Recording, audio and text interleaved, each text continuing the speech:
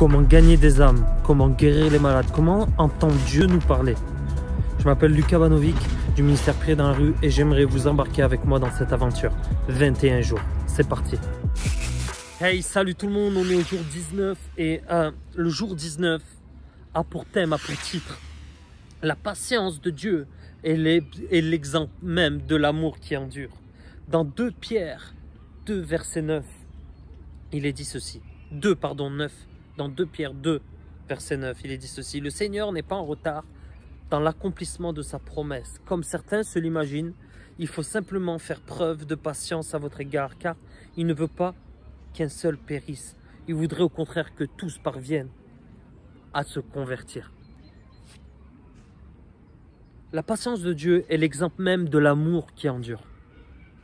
Un des paramètres majeurs qui rentre en ligne quand on veut repousser les limites de l'échec et la patience est d'être confronté à cette barrière, à cette incapacité, à ce côté un peu impossible, à ce côté un peu qui nous freine, qui nous ralentit, et d'accepter de rentrer dans ce processus et d'être fidèle dans les petites choses et de poursuivre ce que Dieu veut et de persévérer là-dedans. Rome ne s'est pas fait en un jour. Mais on a toujours, surtout nous qui voulons gagner des âmes, ça devrait être le cas de tout le monde, mais ceux qui ont vraiment cette passion pour. Vous savez, c'est comme si on sent toujours qu'au fond de nous, il y a une urgence de la fin des temps, que le Seigneur revient bientôt. Et c'est pareil, les premiers disciples avaient la même urgence et croyaient que Jésus allait revenir bientôt. Cette urgence nous amène dans un point fondamental dans ce qu'on est en train de vivre à notre vie avec Jésus. C'est qu'est-ce qui nous est vraiment nécessaire. Vivons chaque jour comme si Jésus revenait, mais construisons comme si Jésus revenait dans 20 ans.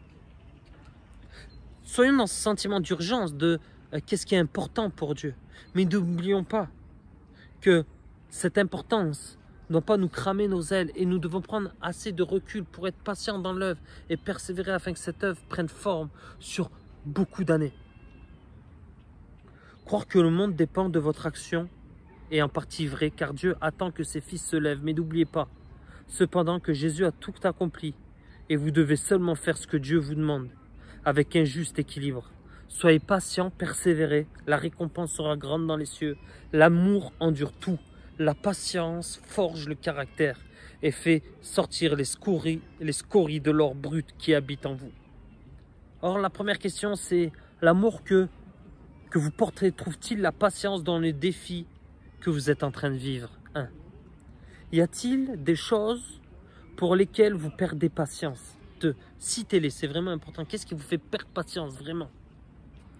Êtes-vous prêt à être fidèle jusqu'à voir le résultat des choses pour lesquelles vous patientez tant qui ne vient pas aujourd'hui?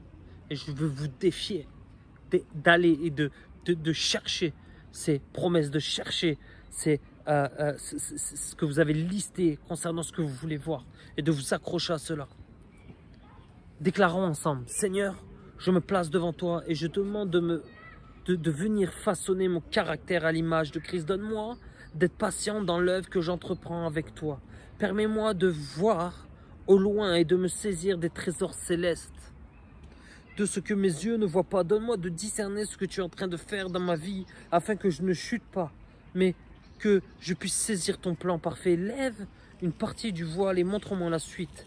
Je monte plus haut dans ta présence et vois au-delà de la limite de l'horizon pour saisir l'intention de ton cœur. C'était le jour 19. Soyez bénis. Écrivez-moi ce que vous vivez. J'espère que ça vous encourage. Et laissez-moi vraiment un court témoignage de ce que vous vivez chaque jour. Soyez bénis.